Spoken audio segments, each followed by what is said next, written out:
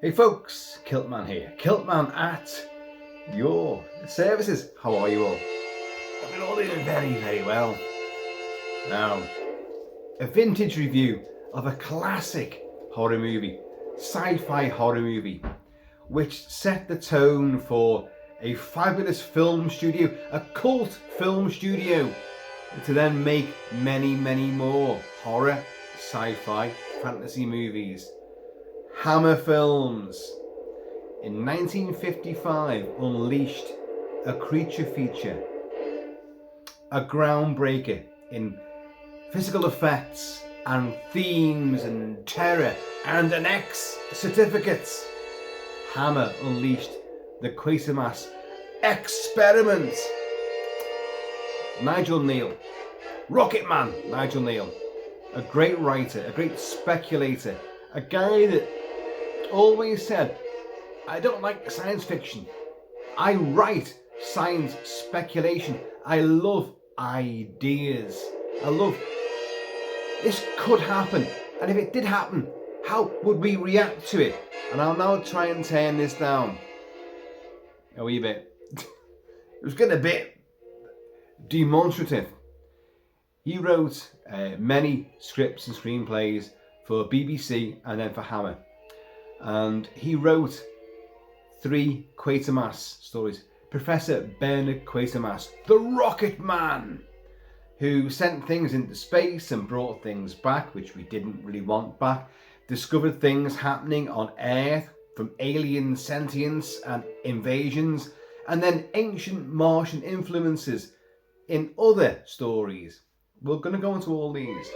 We are. I'm going to cover all 3 of the Hammer trilogy of Quatermass movies.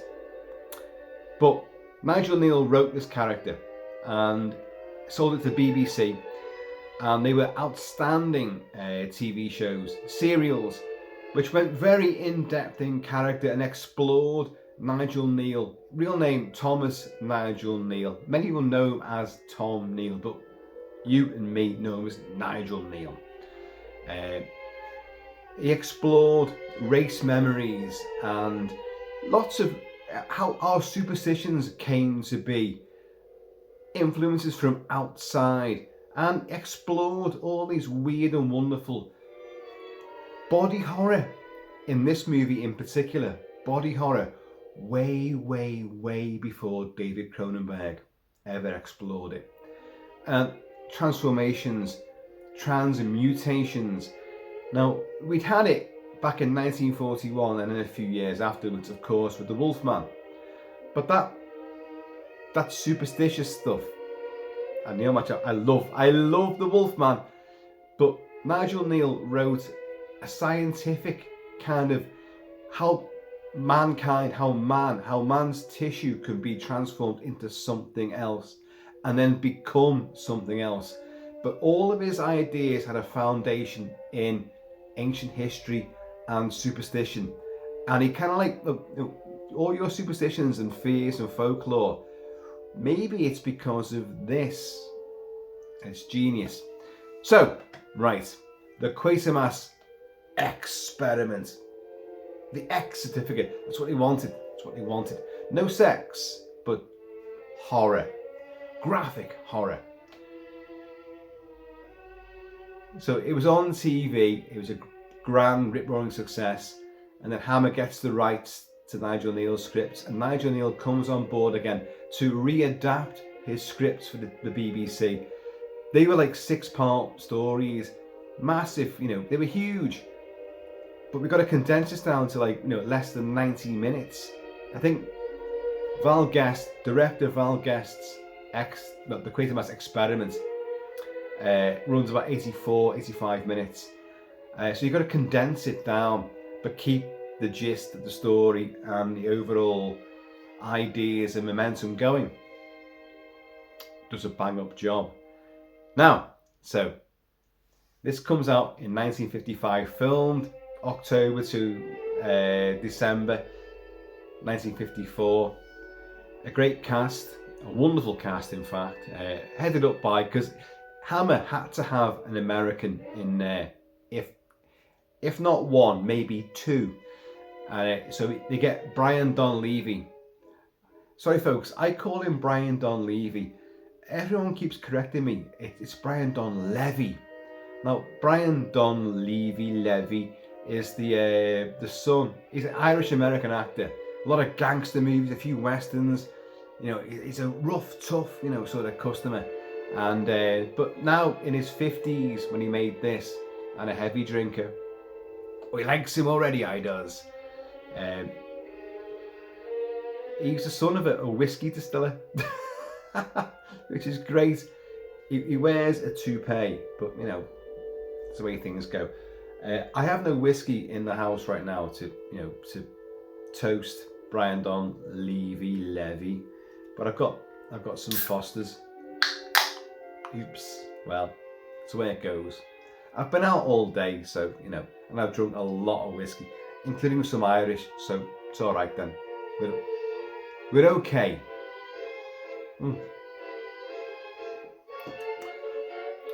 He plays Professor Bernard Quatermass, and Quatermass is the head of the rocket department of American and UK cross sort of, you know, company, and they send rockets out.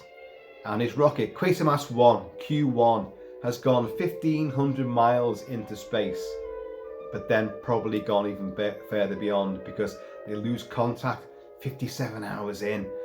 And then the rocket crash lands back to Earth in England. Yes, in England. And you've got a lovely couple at the start of the movie, a lovely young courting couple who are laughing relentlessly as they romp in the hay. They run down a country lane. Then they go over a hedge into the field. Roll around together in the hay. And they point to something which you can't see. And they run to, well, the girl's dad's house, the farmhouse. And in a great sequence, you get like the always crash landing. And the roof comes down, rafters come down, the dad comes out with a shotgun, blinding lights, and then you get the Keystone Cops, and you get the fire brigade from Trumpton. That's for you oldie English fans of kids TV. Trumpton. The fire brigade roars around the environs of Bray Studios, where this film is mainly filmed. Hammer set up their stable at Bray Studios during this area of the 50s. Bray, and the outside environs, Blackwoods is there. And Bray Village itself is utilised. So you've got people standing on the corners of these country lanes and cottages and taverns and stuff like, and the fire engines are roaring around, and Jeeps and Land Rovers, and like, you know, everyone's, officialdom is roaring to this crash site, for it is a crash site. Quatermass's Q1 rocket has crash landed back to Earth. Had a crew of 3. Green, hang on. Let's get these now. Oh, I can't remember. Rick Manis, Rick something or other, and Victor Caroon were on board. But it's crashed like this. It's nosedived into the ground. It's there in a lovely. This film is a magisterial display of matte shots. So you've got loads of on set, on location filmed footage, and then you've got there's a cut off, and then there's a matte painting behind it, or even like back projection as well, which is used a lot extensively and looks brilliant as well. Really extends the movie. And but the rocket's crash landed. So Quatermass, who sent it up in the first place, Lionel Jeffries playing Mr. Blake, who's the Ministry of Defence head honcho, who's the bureaucratic wing of this space flight enterprise. He's there as well. Police are there. Everyone's there, and the doctor, Dr. Brisco, who's the main hero of this movie, to be honest.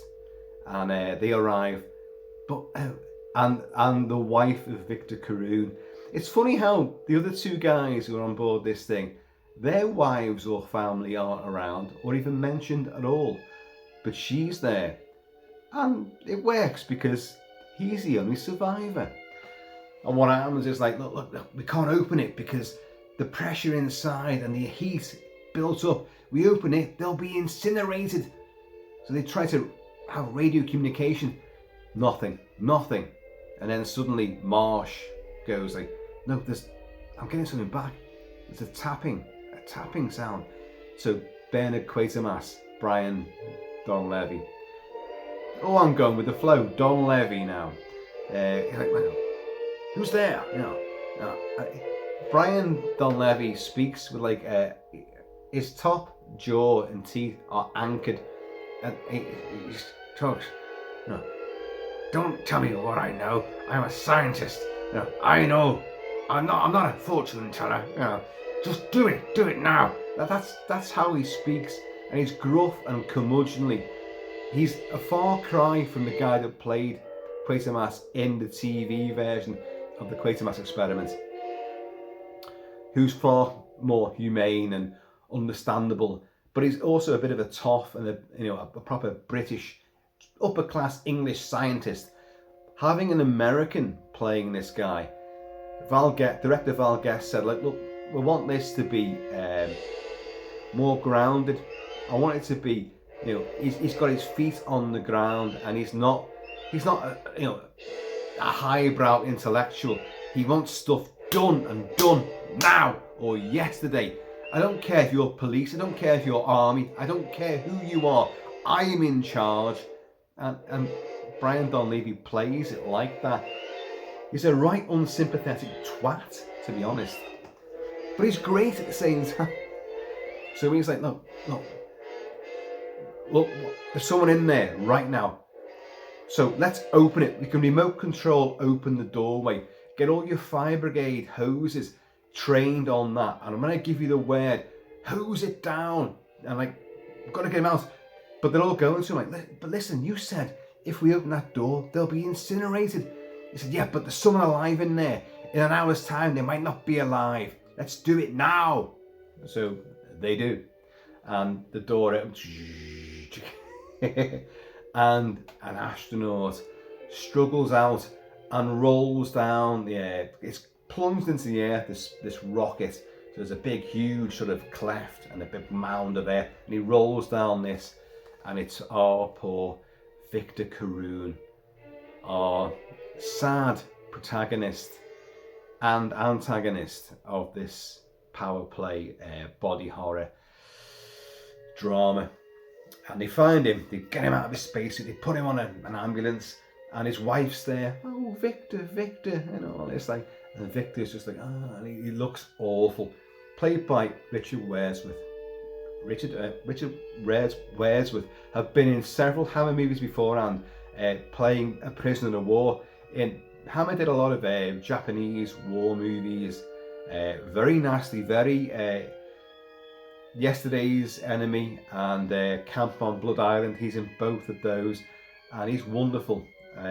Cheers, Joe. Richard Wordsworth is also the beggar man during the intense prologue to Hammer's Curse of the Werewolf. He is the daddy of Oliver Reed's Leon the Werewolf, and he's wonderful in it. Wordsworth was a theatrical actor and a tremendous character actor, and in this he doesn't speak, and yet in the ambulance bloody Quatermass gets in there. He's like, come on Victor, speak to me, tell me what happened. You gotta tell me what happened on board. Where's the other astronauts? Because the other two astronauts, the spacesuits are there, but they're empty. There ain't no other astronauts. Where are they gone? And they said, like, well, the door hasn't been opened, so they've been sucked out into space. So where are they? What happened to them? We found a camera. It's all smashed up. So, we might not be able to retrieve any film from this. It's useless. What happened on board Quatermass 1? And he's like, speak to me. And his wife's going like, leave him alone. And like, Brisco, played by, I want to get this guy's name right because he's brilliant in it. Brisco is played by David King Wood. And David King Wood looks like a cross between John Le Mesurier, and Larry Lamb from EastEnders, Larry the Lamb, and that Welsh sitcom thing, Gavin and Stacey. But he does, and he's great. And he's like, no, Quatermass, leave him alone. You know, he's sick, for God's sake. Oh, no, all right then. You know, take him to the clinic, you know. Judith, to the wife, you stay with him because he needs you now. Yeah, no shit. And, but Brisco, David Kingwood, says, like, you know, he has said something. He whispered in my ear, help me, help me. So he goes on to the clinic. They investigate this rocket. The police get involved, and it's oh my god, it's George Baker, George Warner. Is it George Warner? Let's get it. Dixon Doc Green. Let's get his name right.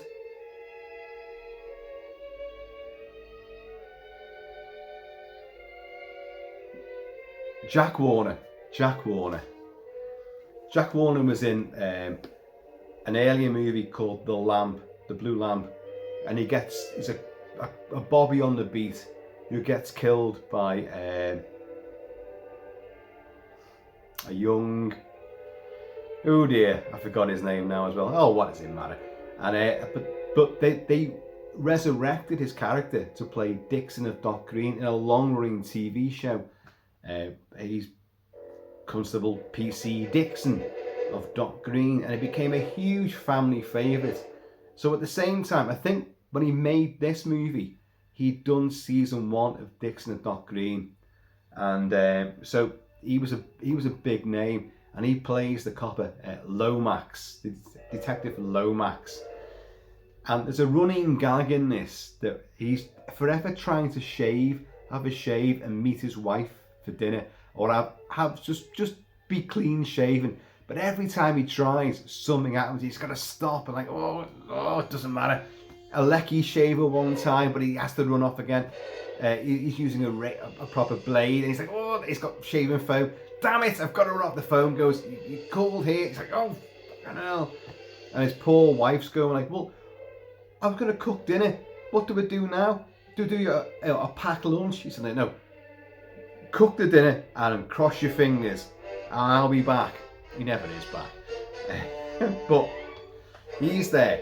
And whilst our hapless astronaut, who has encountered something from beyond, is comatose in the clinic, the coppers arrive and they fingerprint him, and Quatermass is pissed off about this. So he storms into like the Met police. He's like, what are you doing? You're fingerprinting him like he's some kind of common criminal. No. Professor Quatermass, would you please sit down, because I'm standing up, my legs are knackered. If I sit down, it looks rude. So please sit down. So he does. They sit together. Détente. He says, look, you know, they landed in England. They landed on my turf. I've got to investigate this. 3 astronauts come up. 1 comes back. What happened to the 2 astronauts? You know, I've got -2 and a +1. I've got to investigate the +1. Okay then. Well, here's all the files on the astronaut. And he throws the files on the desk. And like, all you need to know about them is there. But he's mine, and you don't intrude upon my investigations. It's science comes first, and I am in charge. That's my department. But the weird thing is, while they've got Victor Carroon, and Victor Carroon is sitting there, Richard Waresworth, his face sunken in, great makeup. Phil Leakey did a lot of the makeup for the first sort of 10 years of Hammer's tenure, and then Roy Ashton took over. So you've got great sort of sallow makeup on him, his sunken cheeks, these eyes are just staring out, and you've got horrible gelatinous skin with weird vein structure on his shoulder.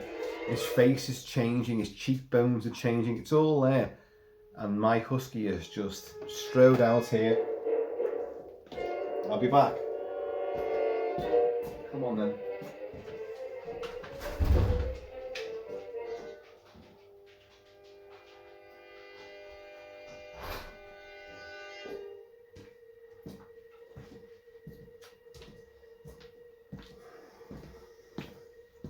These intrusions, hey? These intrusions. So his skin is going strange, and he's very cold to touch. And his right hand, which when he in the ambulance, his right hand was clutching and grabbing and clutching and grabbing. And his heartbeat's so slow. It's got like a triple heartbeat. Boom, boom, boom, boom, boom, boom, boom, boom, boom. And his metabolic rate is so super, so his blood pressure is so low. And like Brisco says, like, you know, he shouldn't be alive. And like Quatermass is like, well, why is he? Find out why. And his wife Judith comes in. Judith, with a really sort of horribly overt American accent. Because another American actor is in there, because it's to sell the movie to America. In the US, it was called The Creeping Unknown, for a damn good reason. They didn't know who Quatermass was. They hadn't seen the Quatermass TV show. Quatermass was not a known commodity. But the title, The Creeping Unknown, actually does work. Because this, well, as the film transpires, a lot of creeping, a lot of unknown stuff will transpire. So she's like, oh, you can save him, can't you? And Quatermass, in a rare moment, was like, Judith, you stay with him. He needs you. Stay with him. But Brisco, the doctor's going like, who works with Quatermass and knows Victor Carew, and it's clearly, you know, I like this guy. I don't know what's happened to him. I can't understand this. He should be in a hospital. But Quatermass is like, what can a hospital do? You know, have they been to space like he has? Do they know space rocket radiation like we do? You know things they do not know. What can they do that you can't do? You know more than they do. I want him to stay with you. He's closing ranks and keeping it in-house. Do you notice it's all got really tits up? So, anyway, but Victor, looking sallow and weird with strange blue veins on translucent skin. Oh, it's very primitive effects, but in black and white it actually looks really effective. You know, you can't. It's like cellophane with a few sort of stuck on blue veins through it, but it does look effective. And as Brisco says, look, you know, a limb is a limb, but I know when bone structure has changed, and he's changed. So anyway, Judith stays with him, and she's brought flowers for him as well. Like, but while she's asleep, you know, he wakes up and he kind of looks at the flowers. He has an affinity for plant life. Yeah, he's gonna work for Ground Force, and he reaches out for these things and collapses, passes out. Calls the doctors back in again, like, oh, and they get him back in there. Oh, there's something wrong, and his arm's changing. He's transformed again, they say. You don't see too great deal stuff. Do you mind? That's the husky devouring the remains of what's inside a tin of food there. But anyway, Inspector Lomax comes back and says, like, look, here's the files that you gave to me on the astronauts. But there's something I want you to look at. The fingerprints. Oh yeah, because you took fingerprints from an unconscious guy who was under my charge. I said, yeah, but look at them. We took our fingerprints last night. Here's the fingerprints you gave me from their files. Look at them. Compare them. So Quatermass looks, and they're vastly different. And he's like, is this some kind of joke? It's no joke. Our guy was trained in the fingerprint department. It's second nature to him. The phone goes, and Quatermass is going like, yeah, I'll be there immediately. These aren't even human. Victor Carew ain't Victor Carew anymore. And it's great. It's wonderful. The suspense and the mystery is built up really, really well. So off they go, and they discover that the camera, which was on board, which was all smashed up, the film has been retrieved. Oh, sorry, but before that, they get called back to the rocket because they found some jelly-like substance somewhere hidden around the bits and bobs of the rocket. The interior of the rocket, Val Guest says and maintained that look, we spoke to space agencies. Who would that be? NASA, I suppose. And we got up to date all the things that would be in space rocket. We put in ours to make it realistic. It don't look realistic at all. It kind of looks like a TV set, which it basically is really, like a submarine set, and it's on an angle. But when they get on board, they manage to turn this wheel and like sort of rotate it so it's upright, and but they can't find the other two astronauts. Their spacesuits are there and they're linked together, but they can't find them. There's no bodies inside them. Only Victor Carroon is there, who crawled out and then passed out. But they found. Oh, I've been back in the spaceship and the rocket, and I found this sort of substance, this jelly. So they take it back, and there's loads of it in there as well. And they find it's got tissue matter from both animal and plant. And they're going like, well, are you thinking what I'm thinking? Well, I might be thinking what you're thinking. Are you thinking what I'm thinking? I don't know, what are you thinking? I'm thinking that maybe this is the remains of the other two astronauts. So then they get the smashed camera. They retrieve the film from it, and the film is watchable. So they sit and have their own private showing. You've got Lionel Jeffries there, you've got Lomax there, and you've got Brisco, and you've got Quatermass, and they're watching the three astronauts just manoeuvring around. And they have this thing, which was another scientific development. See if I can write this down. The automatic prism camera, which manages to it automatically switches from watching the three of them moving around in their spacesuits around this really crap interior to suddenly displays of dials, I don't know, pressure systems, speed, velocity, heat, all this kind of stuff, temperature, all this sort of thing. And it cuts from one to the, and they got the automatic prism worked, didn't it? Yes, that worked. Aren't we good? We killed two crew members, and we destroyed another one. But hey, the automatic prism camera worked a treat. But they see, like, while they're watching, a flash of light, which just, and like two astronauts, well, all three of them are like kind of like, what the hell was that like? And then one of them falls over, then another flashlight, the other one falls over. But Victor Carroon's trying to treat them all, and then it all goes blank. It's over. So what happened? Something invaded the spaceship, and it killed those two other crew members, leaving the jelly residue that they were. And but it invaded Victor Carroon and is now transforming him. He's in hospital. Well, after another episode, Quatermass says like, oh, maybe you're right, he should go to hospital, but keep him in isolation. Nobody sees him. And Judith, his wife, is there, and he's going, nobody sees him. Nobody, even you. He's a fucking twat. Quatermass is a twat. He's not so much of a twat in the second movie, and he's a much nicer guy, played by a different guy entirely, in Quatermass in the Pit, the third movie.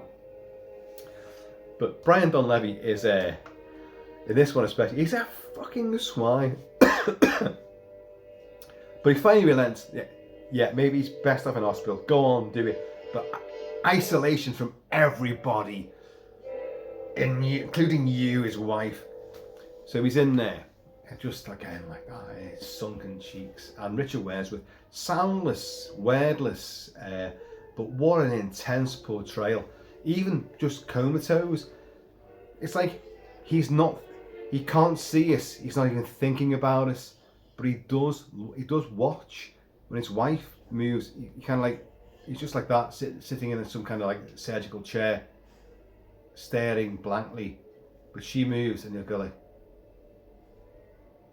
and he'll watch her, and he'll begin to move behind her back, and we can see it. And it is wonderful, subtle stuff.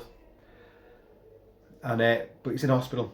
But his wife, Judith's gone like, no, fuck this. She gets this guy, this private detective called Christy, who's done this sort of thing before. Right. She goes into the hospital. Oh, I'm sorry, miss, you can't go and see him. But I'm his wife, for God's sake. I've got orders, and I can't tell you. Can I just speak to someone who's seen him? A nurse, a doctor who's just, doctor is just coming off shift. He would have seen him. And he tends to go out through the door at the back there. You might catch him there. But, miss, I didn't tell you that, okay? Okay? But all that doesn't matter. She goes off through that doorway he directed it to and goes and meets Christy and says, like, right, there's going to be a change of shift. Now's your chance, get in there. And Christy's like, I want paying up front. This sort of thing can go tits up, so please, payment now.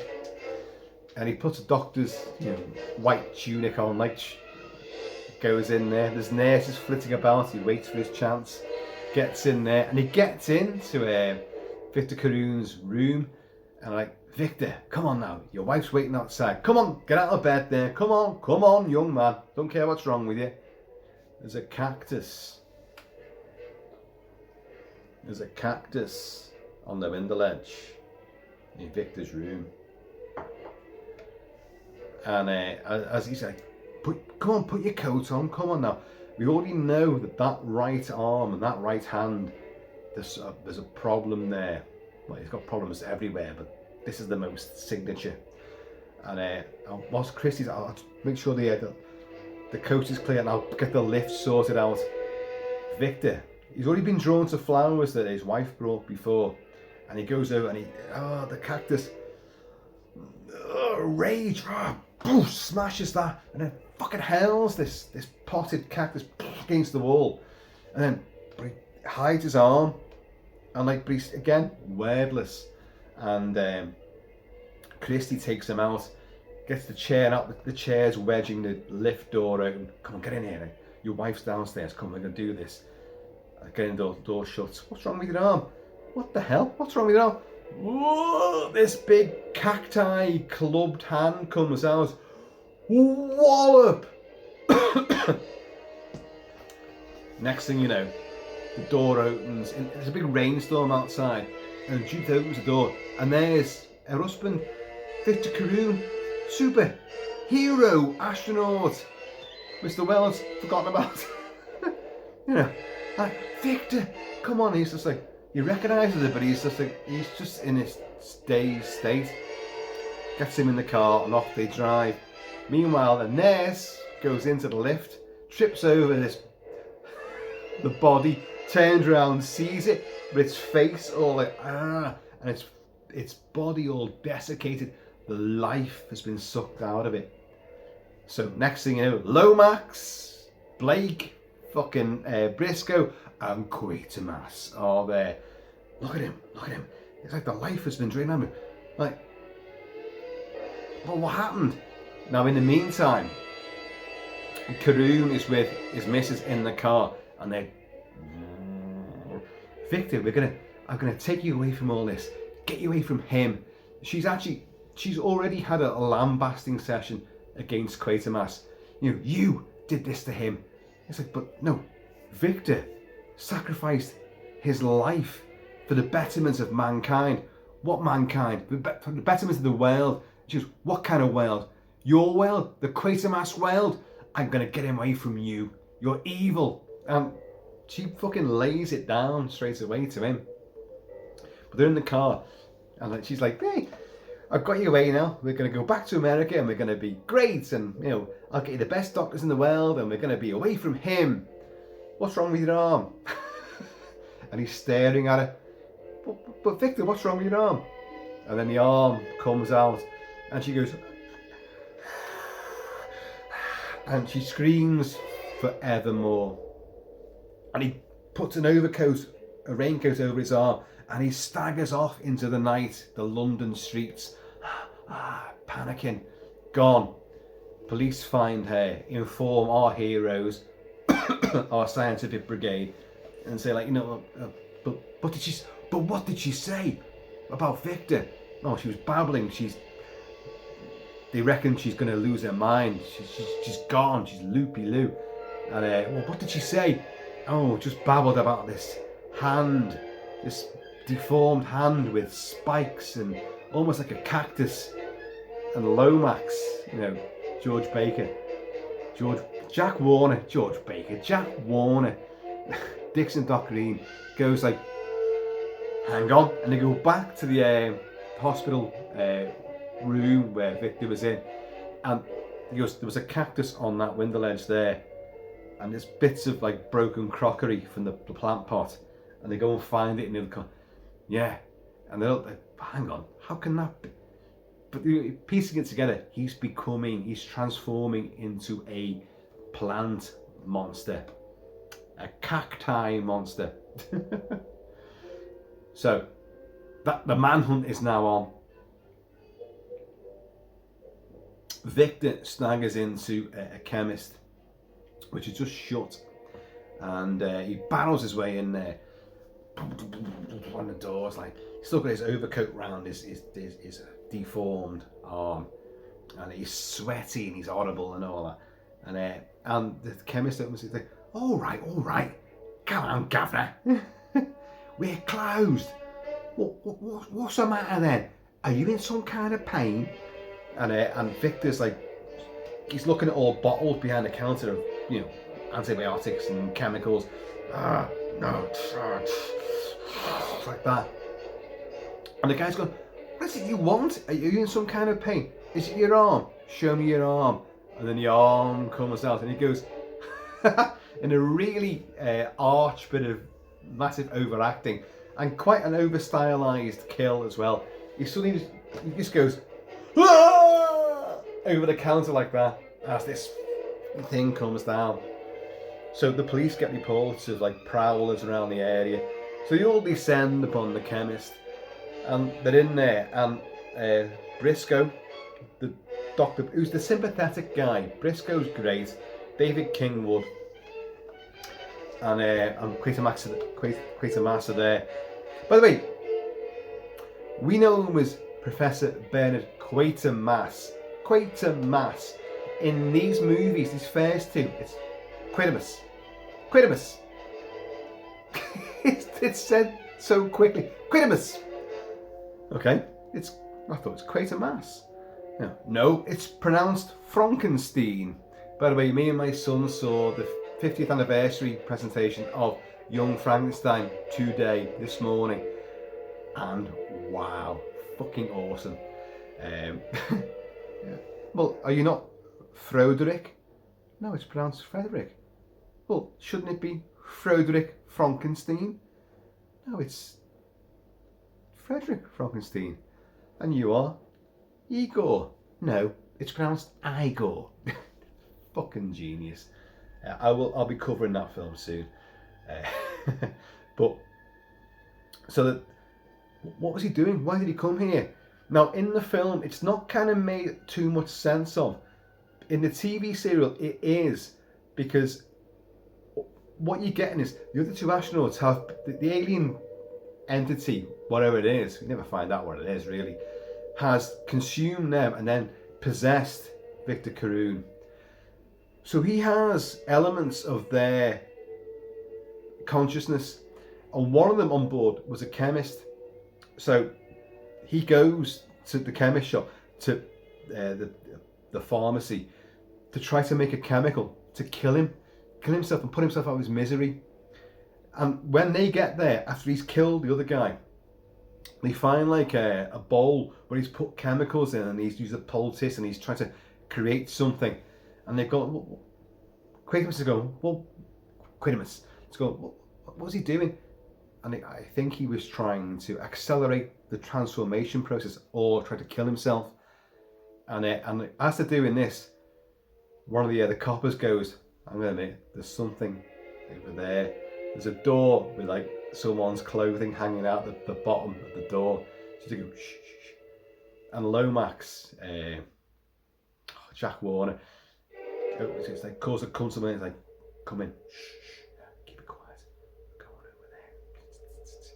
It's a bit daft because if you think the killer's behind the door, you keep talking and then move in on it. But they keep stony silent.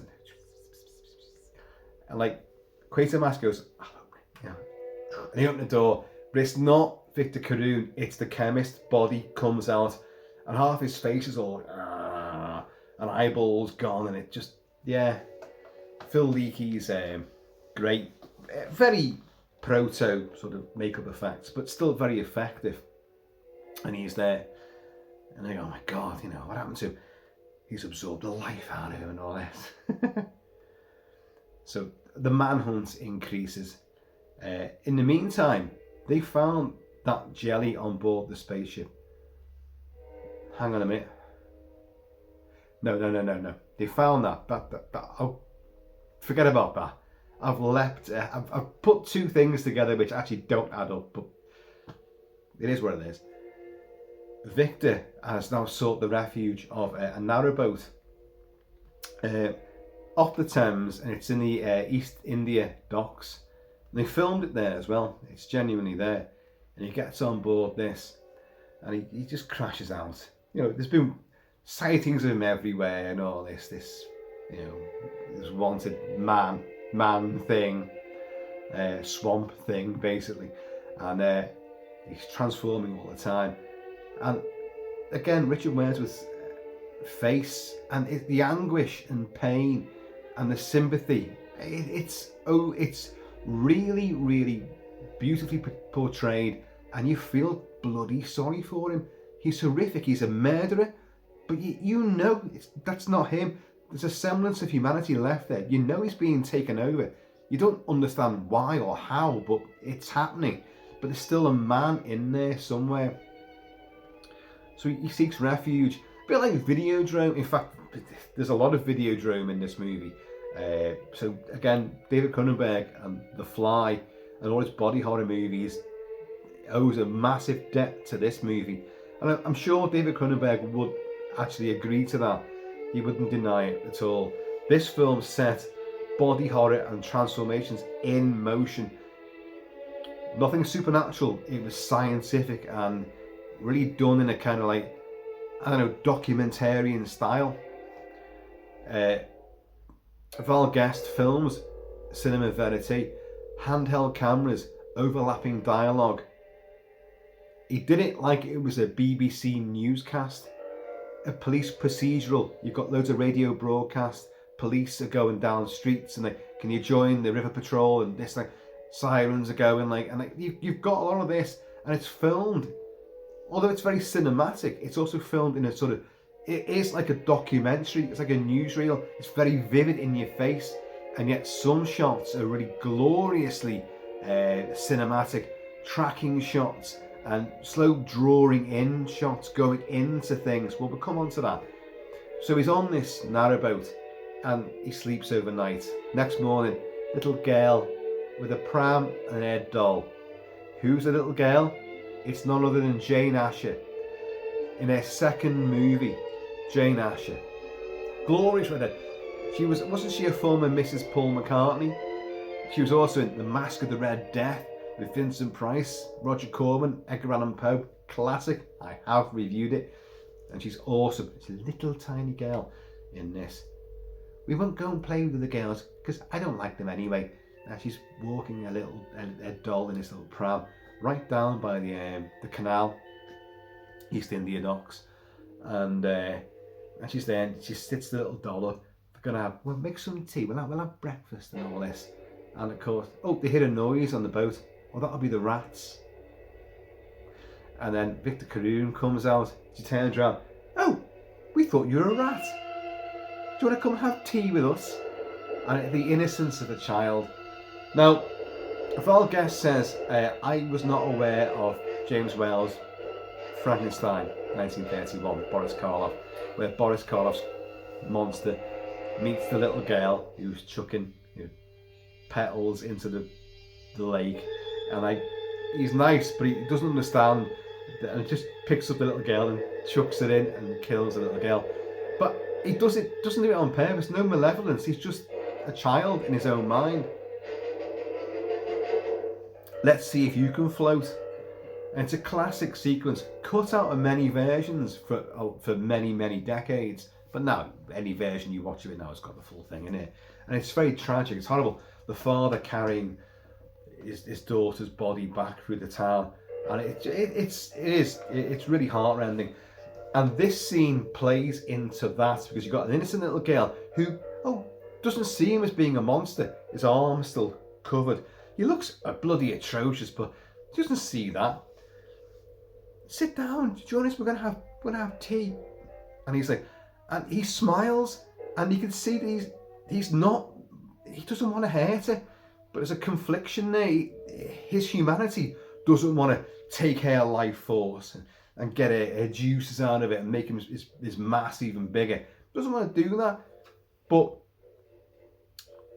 he's in conflict. And she goes, "Oh, what's wrong with your arm? Is your arm so?" And he's like, and he pulls back, and then she goes for him again. So he grabs the doll and throws the doll down, and its head comes off.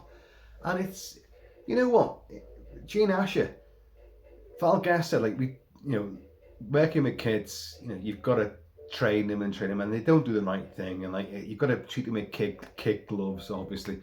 He said, but she was fantastic. She knew her lines, and she reacted perfectly, and it just a couple of takes, and she nailed it. And when he throws it down and he runs away, doesn't want to hurt her, he runs away to save her. The head comes off the doll, and she stands there, and it's utterly convincing. And she reaches down, and it's the way she holds her arms. That is a child in shock, distress, trying to make sense of what's just happened. But like, my doll is most important to me. It's a brilliant scene. He says he wasn't aware of the Frankenstein sequence, and I'll take him at that. He does say that maybe in his subconscious, it may have played a part, but because it's not in the Nigel Neil's original TV show serial, it's not there at all. This entire sequence is not there, but it does add a lot of very emotional and sort of on the edge poignancy to it. You're like, oh God, don't hurt the girl, please don't hurt the girl. The minute you see, you're like, oh no. And of course, Hammer would do things with kids. Never Take Sweets from a Stranger and a Vampire Circus. They would, go there. But they don't do it in this case, thank God. But she reports it, so this gets passed on to Lomax and all the Metropolitan Police. But now things are going to take a real drastic change. We now encounter the zoo. Yeah, the zoo. And Victor, off camera, has transformed even more. And the production went to London Zoo, Regent's Park Zoo, London Zoo, and they went, fuck off. We're not bringing your bloody film crew in here, governor. Apples and pears, you can do a fucking runner. So no, they refused. So they went to Chessington Zoo. And the chimpanzees, the lions and hyenas were all there and were all happy to be involved. So the zookeeper locks up all the cages, gives a little treat to the chimpanzee, off he goes on his bike. Camera. Well, we see the animals getting a bit agitated before lights out, and suddenly the camera does this brilliant zoom in to a big, huge hedgerow. And as we're zooming in, we cut back to the lions looking. And all this. We cut back and we see this deformed face with these blazing eyes coming out. It's fucking sensational. It's genuinely terrifying. He's in there and he's transformed even more. But now he's seen there's food all here. Now, animal lovers, you're gonna like this. It's actually a great shot. You see the shrubbery shiver and shudder, and the camera tracks around it, and you see this huge hulking shadow on the wall, and the camera pans down, and you see this sort of like, I don't know, like I don't know, oh god, what do you call them? Like a beaver, a big flipper tail, sort of like dragging across the grass. Like, what the hell is that? Like, this big hulking thing with a big flipper tail. And it leaves a snail trail as well. And the shadow approaches all these cages and bars, and all the animals are going ape shit, like, and cut to the next morning. And there's animal corpses all over the place, and big snail trails everywhere. It's took them all out. Cheers, y'all. Sorry, I talk so much that my gob gets dry and my throat just closes over. So, all our crew arrive there. They get the tip off. Like, oh my god! Now, I've listened to the commentary. I've read all the about the making of this movie, and I've not seen anyone say that Phil Leakey or Les Bowie did the visual effects. Phil Leakey did the makeup effects. That the lion and the cheetah and other ocelots or whatever were lying across all the pathways of the zoo.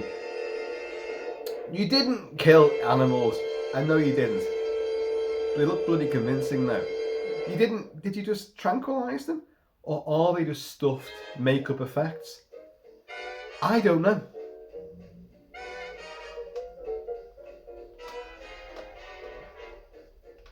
Taxidermy is a wonderful thing. So I don't know. I'd like to know exactly what happened with those animals, because they do look very, very realistic. And the lion there, this is how we found them. They're like this all over the place. And he goes to the lion's cage. In this scene, Brian Donlevy, there's a railing. This is the real zoo. They filmed it, obviously before it opened for the day. So they got there crack of dawn, like, and you got the lion's pen, lion's cage, and Brian Donlevy. Don't forget, he played a cowboy, a gangster. He's in wartime movies. He was a wisecracking tough guy all the time, and he's older now. And he drank coffee all the time, but his coffee, as Val Guest learned, was laced with brandy and or whiskey all morning long. And then the afternoon, oh, he got another shoot. Oh, he was great with his lines. Never forgot his lines. But in the afternoon, you'd have to say to Val Guest, "Oh, this scene I'm doing right now. Can you tell me what led up to this moment? I just need to know where my character comes from now." Because his mind's gone. He's had a fair few. And I get that. I understand that. A lot of these actors, big time actors in the 40s, 50s, 60s, were heavy drinkers. And in many cases, it could destroy your performance, but in most cases, it actually amplified it, and they became celebrated because of it. They were wild guys, they just didn't give a shit, And he's one of them. But in this scene, he vaults over this railing. He goes over like that, and they see the lion, and not Lomax, Brisco, David Kingwood, goes like it's completely decomposed this time. Now weirdly, look at this scene. The lion is just a real, it's either a mock-up or it's a real lion, asleep or tranquilized, lying there. It is not dishevelled, there's no deformity, it's a fucking full lion. And they go, it's got complete decomposition, it's absorbed the entire lot this time. No, it hasn't. It's completely all there, it's rubbish. But when they go back, Brian Donlevy fucking vaults over this railing again. It's like, look, I know I'm wearing a trench coat and a fucking trilby in every single scene. He is a walking trench coat. That's all he is throughout this entire movie. But it works, it's his character. But he does this little dynamic moments, flipping over one way, then flipping back over again. And it seems kind of unnecessary, but it's there. But Brisco finds the snail trail, and he goes into the bushes again, and he goes like, Quatermass, I found something. Calls him over. You don't see it. They get those those sort of those pincer things, which are like a fucking, what do you call it, like a hydraulic thing. You go and they go all the way out, and they go and it catches it and brings it back. Concertina, that's it. And they go, it's alive, it's moving, and they find this thing, and you don't see it. They pick it up, and you think, oh, we're not going to see this. Oh, you do. Oh, you do. They go back to Brisco's laboratory, and they put it in like a vivarium, and they've got all mice in there. And when we get to see them, it's eaten about 6 mice, and there's 1 mouse left. But look how quickly it absorbed them all. It's like quicksand. And Quatermass goes, this is quicksand that thinks. This 1 mouse is left, but this thing's grown exponentially. And they go, oh my God, you know. So this thing, it may be, but we don't care. They go, this thing's got spores. So if this thing gets to, you know, reproduce, it could take over London, the country, the world. So you've got a massive Earth invasion. So now we know the real big threat of what's happened to Victor Carroon. So this thing gets left there, and in another scene, while they're not there, it gets bigger and bigger, and they're great. They are great effects. It's pure, you know, jelly and, you know, just tripe with wires in it and agitated. But one big tentacle goes up the side of the vivarium and breaks the glass, and it crawls out and heads towards another cage with mice who are going, oh no, fucking hell, oh God, no, don't come near us. And it's going towards them, and it reaches up against their cage bars with a tentacle again, and it suddenly just goes. And when they come back, they find it there. They find the smashed vivarium. My God, it got out! Oh no! Oh no, it's here, don't worry, it's here. And in a scene very reminiscent of Alien, when they get the facehugger's died, and they start peeling. They've got it on the Ash has got it on the med lab thing on the Nostromo, and they're peeling back its vaginal lips. It's very sexual. Alien's very sexual. You know this anyway. And they're doing all this. Well, they probe and prod and inspect this thing with tweezers and forceps and that, like, and it's very similar. And the way it's built, and it's glistening and jelly and you know. Anything but lady bits. And and it's very similar to Alien. So again, another influence there. This film is hugely influential. And they're like, oh, it's dead now, but look, the spores can come out of all of these nodules here. Oh my God, it goes into a dormant phase, and then it ate the mice, it did this, it went dormant. Oh my God, if Victor does this, oh. So now Carroon has had all the animals in the zoo, and he's gone off again, like, but he's completely transformed. Richard Wordsworth has now left the building. He's not in the movie anymore. But however, you do get 2 great fucking actors. You get Dame Thora Heard, and you get the great Sam Kidd. Sam Kidd was in every fucking movie at this time. He'd be in pirate, Robin Hood movies, medieval movies, wartime movies, crime dramas, playing a copper, a fireman, a soldier. Sam Kidd, K-Y-D-D, Sam Kidd. And it's a proper pirate's name as well, Captain Kidd. And he's great. He's a sergeant of the Metropolitan Police. And Dame Thora Heard comes in, like, and she's a much younger woman, but she always played older women. And then when she's an older woman, she carried on playing old women in TV shows and movies, and she's wonderful. And she plays, is it Rosemary or Rosie? And she's an alcoholic, and they found her in a doorway, but she's seen something. And of course they put the word out now, because it's a manhunt, but if you see anything strange, don't pick it up. See anything strange, report it to the police immediately. And so she comes in, but she's made a habit of doing this. Oh, Rosie, it's you again. Like, Jesus, what have you seen this time? Like, Oh, it was horrible, this. You wouldn't believe what I saw this time. Oh my God, but you know, my legs don't work and I'm thirsty and I can't always think straight when I'm thirsty. She brings out like a coin, you know, okay, you get a drink out of this, but not yet. Tell me what you saw first. This wasn't like the other things. Oh no, you know. I was sitting there. Well, where were you? I was in a doorway because my legs wouldn't work. But whereabouts were you? I was visiting with friends. The Good Samaritans, yeah, or the Salvation Army, I think it is, the Salvation Army. And he's like, he knows where she is. Like, what did he see? Because he knows there's something out there. She goes, I heard this rustling. And he goes, rustling, kind of rustling. This rustling noise. And I looked up and I saw this thing. I didn't know what it was. This thing you saw, was it walking on two legs? Was it walking quick? Was it walking slow? It weren't walking at all. It was crawling. It was crawling up a wall. It was 20 feet up a wall. And he's like, gets the phone out.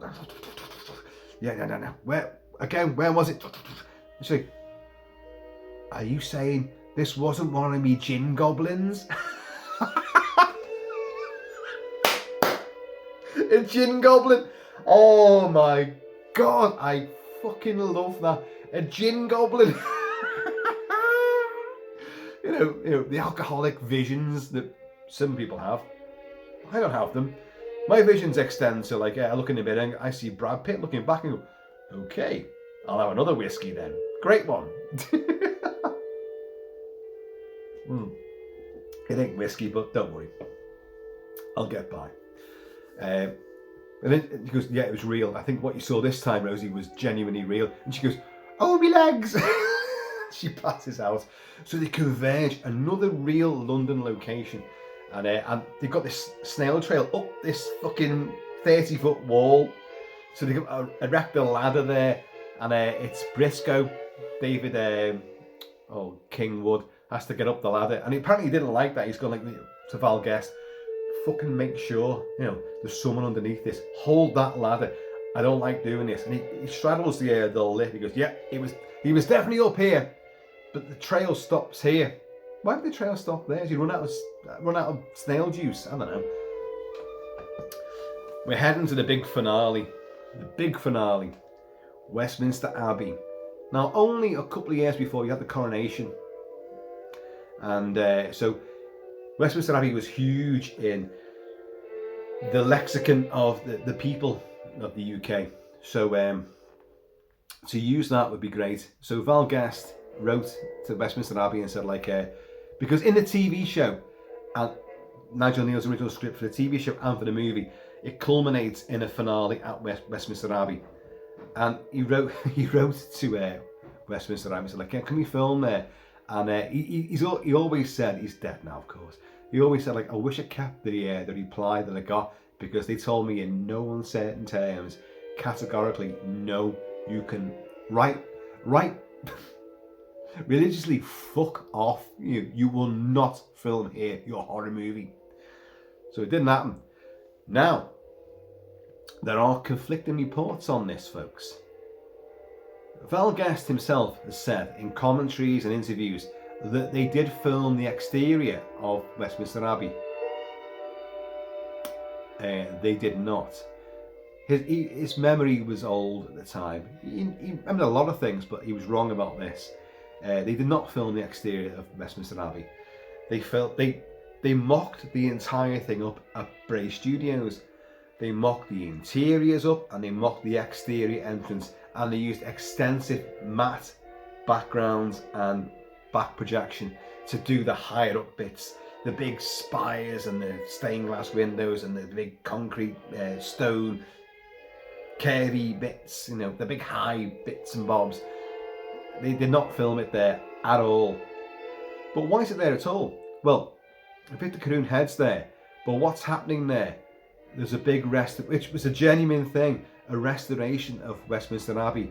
And who's in charge? It's the BBC. They're filming there with bow ties on. Yes, it's the BBC. We're going to go live broadcast from Westminster Abbey.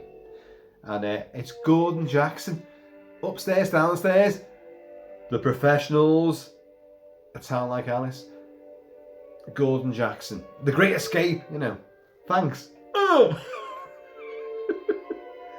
And he's brilliant. He's dead young in this, like, and he's in the sort of the command shed, what you call it, the producers thing, all the switchboards, like camera 1, camera 2, and this is what happens.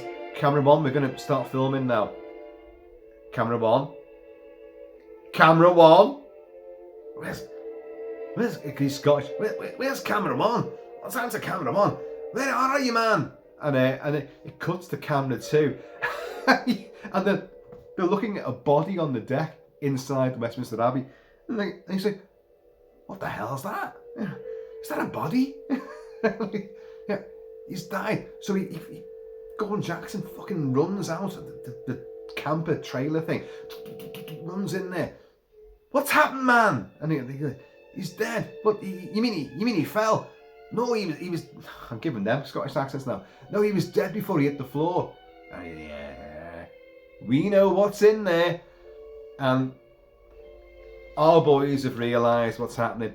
Oh my God, the BBC have cut the transmission, but they're going to go live again. There's a dead body there, face dissolved. They all fucking converge.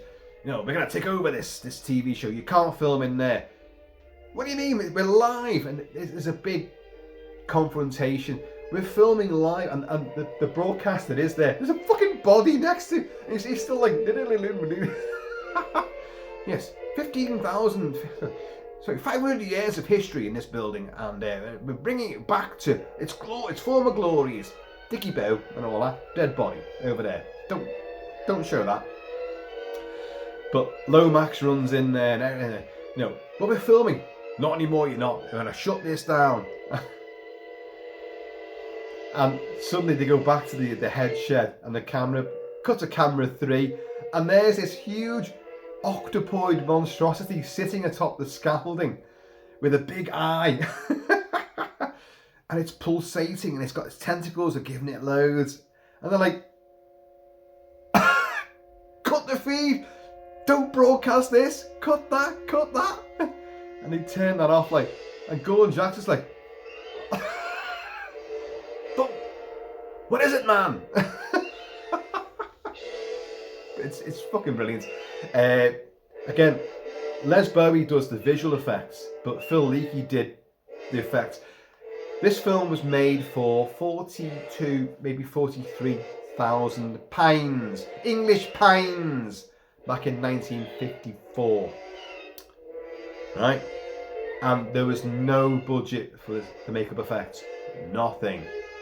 Tony Hines, James Carreras, nothing. You get nothing. Use rubber bands, just make stuff up. And Phil Leakey was a master at doing that.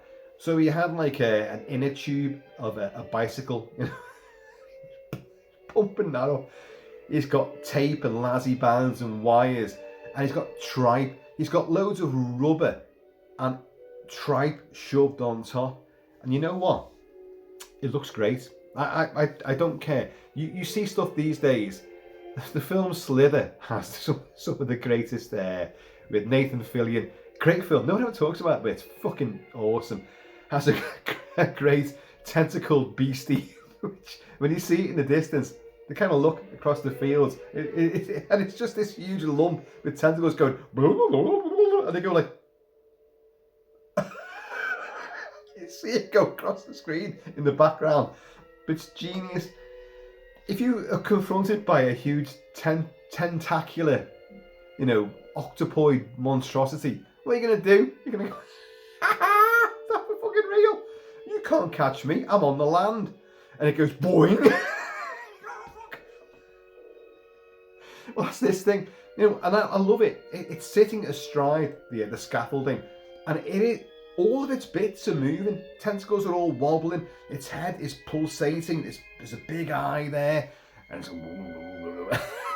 there is a noise there. And it's great. Oh, what can I do about this? Oh, God.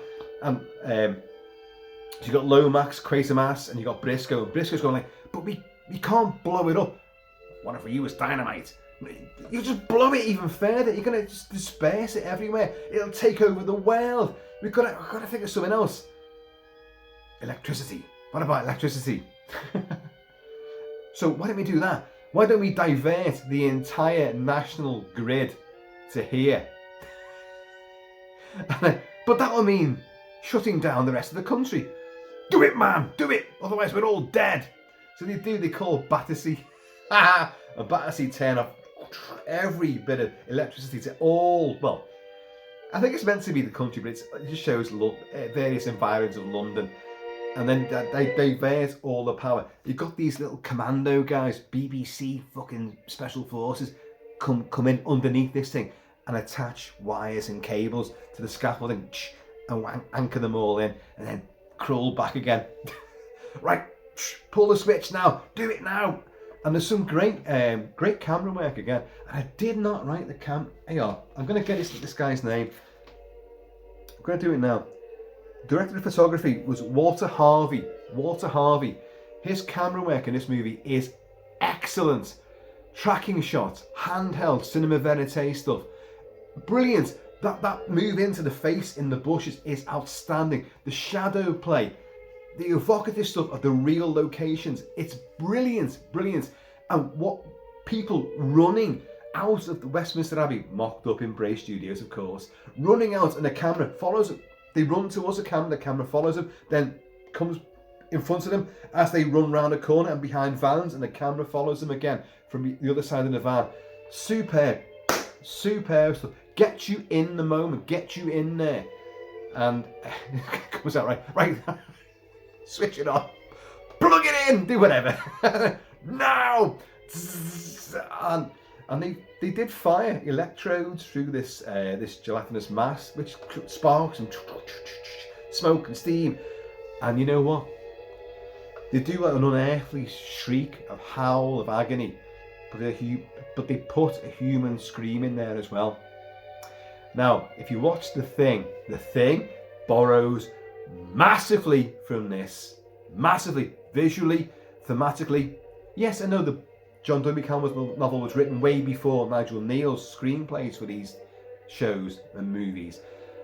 But they took a lot, John Carpenter took a lot from this movie into his. And the unearthly shriek with a human vocalization within it is Benning's.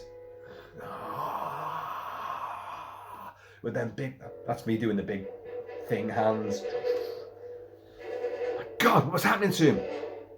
One of those things out there, Gary. You know, that was Bennings. He's my friend. I've known him for 10 years. Could have been the rest of them. It's an imitation. But you've got that in here, and it's brilliant because it reminds you that was a man that went for space. Didn't ask for any of this. It's a family man. Oh my God. And all of a sudden, Richard Wordsworth, his performance is just electrifying, and wow, and that scream, oh God, it will haunt you. And the thing is, Quatermass doesn't give two shit. He's completely nonchalant about the whole thing. Well, it's science. You don't get your heart involved in these things. But Brisco, David King Wood, he's like, you can see his face. He's like, because I knew him as a man and I can hear his voice there. That's fucking genius. But the film ends on a brilliant, brilliant moment. Because they all go in there to see what's happened. All the bits of burnt, it's just bits of awful and, you know, I fucking know what to call it. Just awful. Let's just call it awful. I can't remember what the fucking word I used before was. It's all hanging off the scaffolding. It's all ablaze. It's gone. It's dead.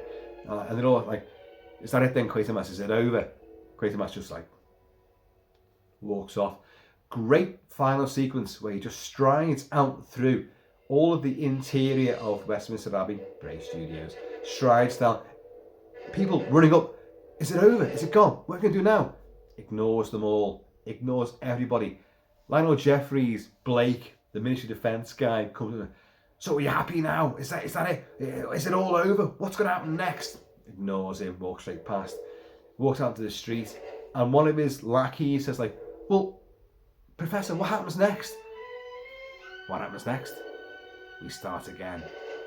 And he walks off into like puddles of light in a very noir sort of finale, visually noirish finale. He walks through the puddles of light into the distance, the Thames in the background, and the last shot we see with the end in front of it is a rocket gun. Because he ain't going to give up.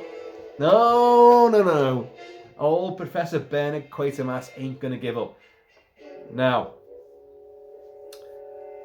Quatermass 2, he's a more mellowed character. He's a more enjoyable character. We'll discuss Quatermass 2. We'll do that in a couple of days. But this film started an absolute fucking roller coaster of genre movies. I said before, David Cronenberg, The Incredible Melting Man, The Fly, the original Fly, which came out after this, so many other body horror transformation movies, and the idea about man going to space and coming back changed. Something different about them. It worked, and the X was a great big massive marketing campaign, which is brilliant. Val Guest gets this wrong. If you listen to his commentary track for this movie, he contradicts himself. When asked by Marcus Head, Hammer historian Marcus Head, about, do you have any trouble with the censors? Oh, not in this country, he says. Not in this country, meaning the UK. But we did with the US. The US, we had to submit our scripts to the US censors all the time. The MPAA, they didn't. They had to submit their script. It's very, very well known, highly documented. I have enormous amounts of copies of letters to and from Hammer to the BBFC, and John Trevelyan and the one before him, the British head of censorship. They had to submit their scripts, and the censors would go like, no, that's disgusting, you can't have that, that's too suggestive, no, that's explicit, no, this would be too horrible, change this. And they did for a few years, and then they got wise and went, okay, we'll say we're going to make the changes, and then we'll just make the film anyway and submit it. Oh, we did the changes, and here's the finished film, and they got away with it because the BBFC were fucking Fruit Loops anyway. You did, yeah, that's great, no worries. The Americans did not do that. And of course, they had a big deal with America. You had to have American distribution, hence having American actors in your movies. British movies, American actors in, would sell them to the States. And of course, changing the name. This film, of course, was known as The Creeping Unknown in America. And as I've explained about it, tentacled octopoid mass of completely, what the hell is it? The Creeping Unknown is a great title. If you don't know who Quatermass is, which they didn't, that works best. So I totally understand that, it's fine. But the Americans were more concerned about sex. They wouldn't show sex in movies. Or any suggestive cleavage, anything, about, have they just done it, or rape, but violence, gore, and killings, monsters, no, that was always allowed. But the UK did not like that. Post World War II, they really come down really badly on Hammer especially. But Hammer got away with a hell of a lot of stuff, of course, and pushed the boundaries and created an entire... This film created Hammer horror. Although Nigel Neil, Nigel Neil and Val Guest would argue that no, this is a sci-fi movie, it's science fiction. Of course, Nigel Neil doesn't like the term science fiction, but regardless, this is what he'd come up with. But it's a horror film through and through. It's a man transformed into something horrific, to do horrific things, and to threaten the entire bloody world. But the real pathos comes in the fact that there's still a man in there somewhere. What did they encounter? It's stupidly bizarre, very abstract. When you watch the footage of the camera on board the rocket, Quatermass 1, flash of light, and they're kind of like agitated. What's happening? And then one falls over, flashlight, another one falls over. You don't know what's going on there. If you look at The Incredible Melting Man, which I have talked about, and I'm going to cover it. I think I'm the only person ever to have written something like 15,000 words reviewing that movie. Way back in the day when I reviewed the Blu-ray of it for the AV Forums. And I'm a massive, massive fan of this really shit fucking tacky movie. Brilliant Rick Baker effects in it, of course. Gloopy gore and everything. It's wonderful. It's pure exploitation, but it's completely daft. But you've got 3 astronauts going to Saturn. Oh, you haven't seen anything until you've seen the sun through the rings of Saturn, and then suddenly something, flash of bright light happens, and he gets a nosebleed, and then they come back to Earth, and he's melting. But even though he's melting, he's got superhuman strength. There's less of him, and he has to eat humans to keep himself alive. But he's falling apart and dripping and oozing all over the place. How can he be stronger when there's nothing left of him? But he's throwing people over fucking high-rise bloody balconies onto power cables. He's ripping arms off people. He's doing all sorts of shit. It's a great movie, but it's purely inspired by the Quatermass experiment. So, on many prints, it is the Quatermass E experiment. But if you're lucky, you might have a print where it's the Quatermass experiment with no E, and the X is to endorse. We want an X certificate. That's what we want. We want that. It's funny how a lot of films try to avoid that now. Oh, we'll trim down. And the 80s was big. Friday the 13th movies tried to, oh God, we got to trim down. MPAA doesn't want. I've just said the US were okay with gore and violence, and they always were. But on certain franchises, nope, you couldn't do it. George Romero suffered a lot. And the Friday the 13th movies suffered a hell of a lot as well. And Texas Chainsaw, but many other movies just got through, no worries at all, unrated, you know. So this film celebrated its X certificate quality, and it is nasty. You know, the gory bits don't last more than a split second, but they're there, and they obviously wrought a huge effect upon, you know, post-war audiences. And who you can imagine back in the day, you still got bombed out buildings, you've still got people who were possibly on rationing, you've got national service.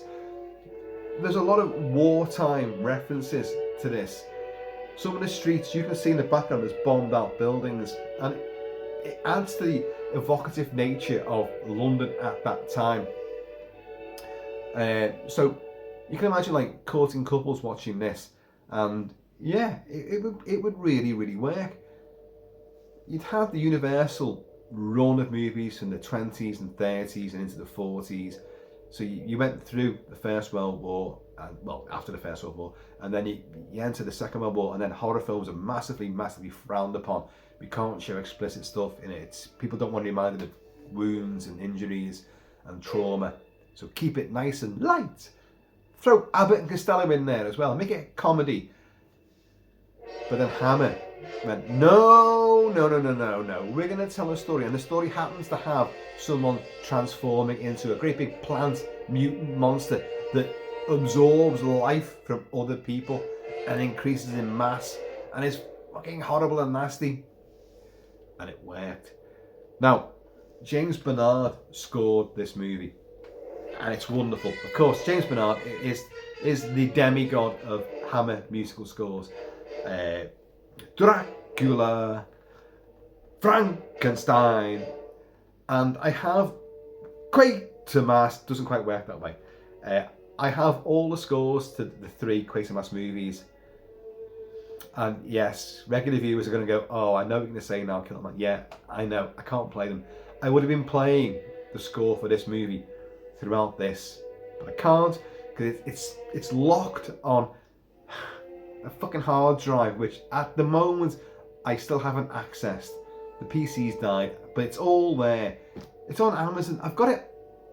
I'm recording on my phone right now, and I've got the entire scores for all these movies on my phone.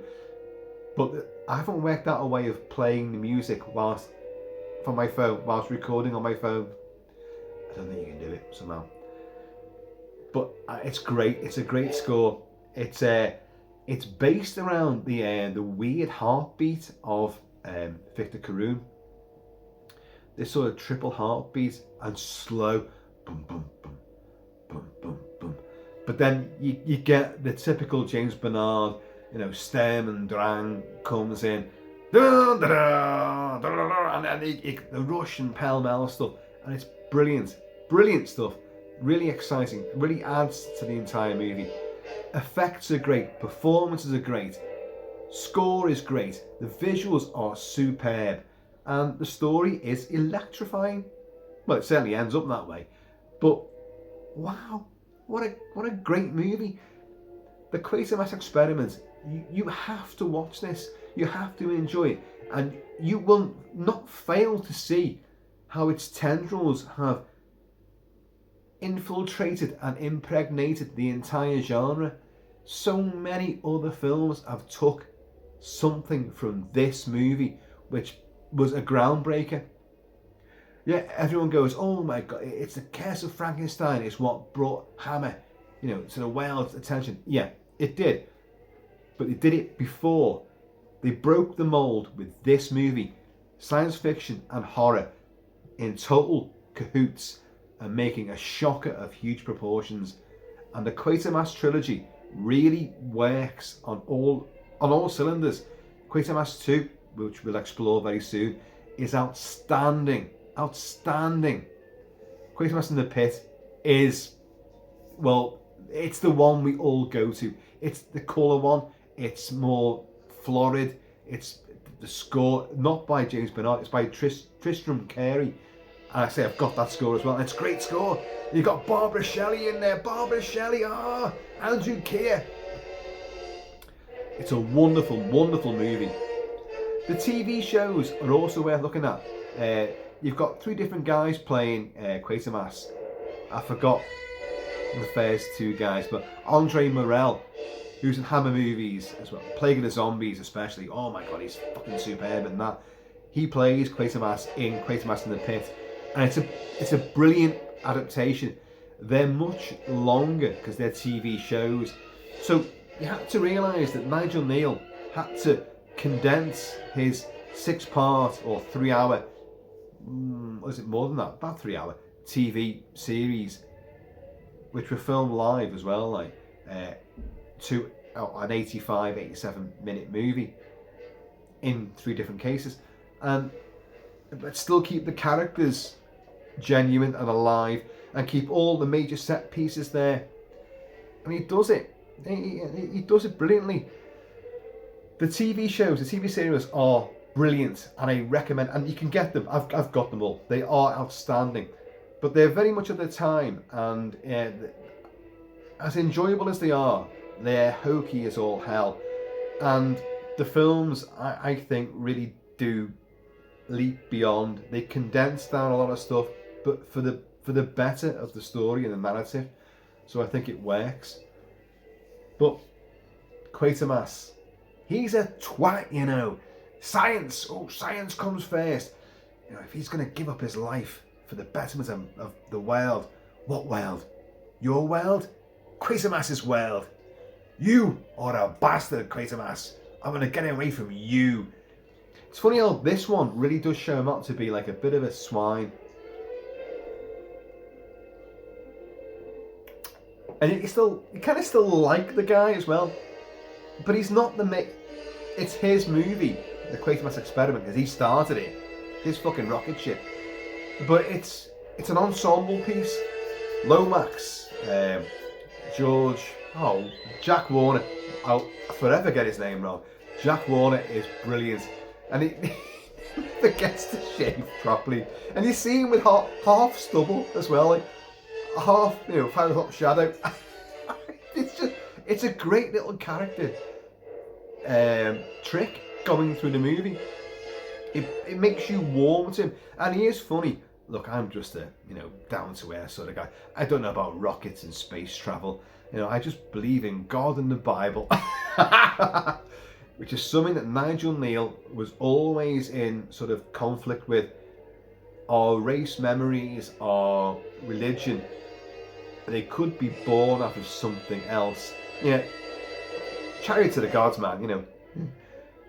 They taught the Incas everything they know. They practically own South America. You know, he addressed all of that. Ray Bradbury did it. Oh God, there's many other authors have done it. But Nigel Neil really sort of, he was a figurehead of doing this.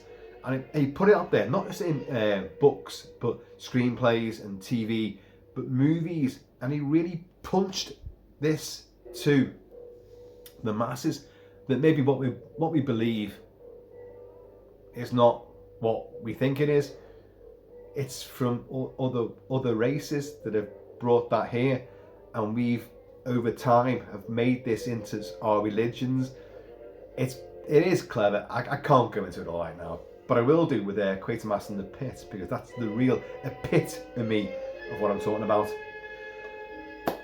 Folks, I can do nothing but heartily recommend all these Quatermass movies, but also especially the Quatermass Experiment, because it is the instigator.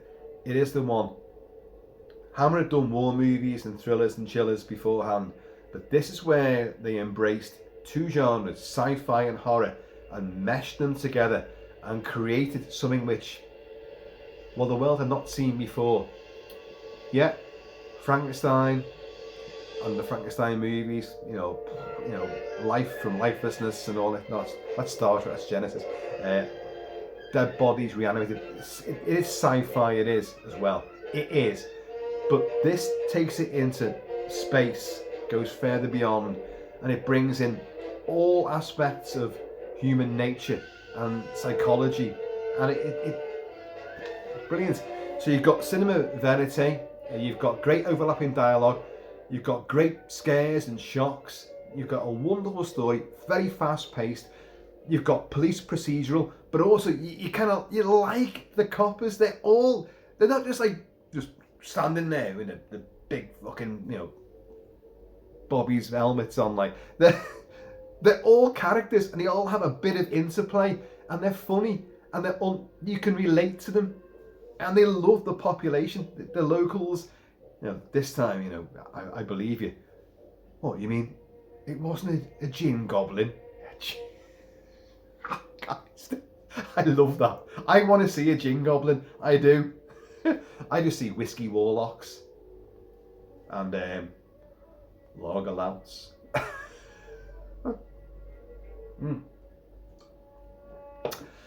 Folks, I hope I know what shall be Kilt-Man. Please, in the meantime, if ever explore the roots of the genre that you love.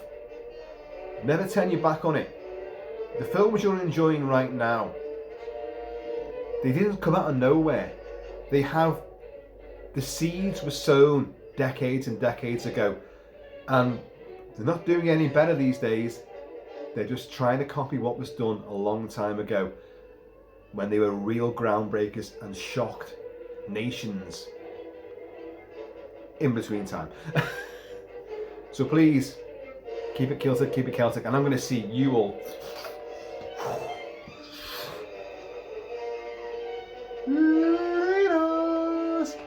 Oh, and I'm playing Invasion the Body Snatchers. Yes, the original 1950s version. Yeah. By, oh god, I forgot the composer's name again. And it's a great name, Carmen Dragon. Carmen Dragon, how do I forget that? But it kind of ties in, it's plant life, it's aliens taking over people, and oh yeah, an invasion of Earth, but plants and pods. It does kind of feed into this. I would play the original soundtrack, but I can't do it. Yeah, I'm out of here. So, if you hear a wind rush, and you're not in Florida, a wind rush and the ground shakes, the rafters come down, and you go out there and there's a rocket fucking nosedive into your field, steer well clear. Don't go near. And don't call the MOD, don't call any scientific fucking body, because they're not working for you. No, because you're expendable. Yeah, you're expendable. I'm out of here, folks.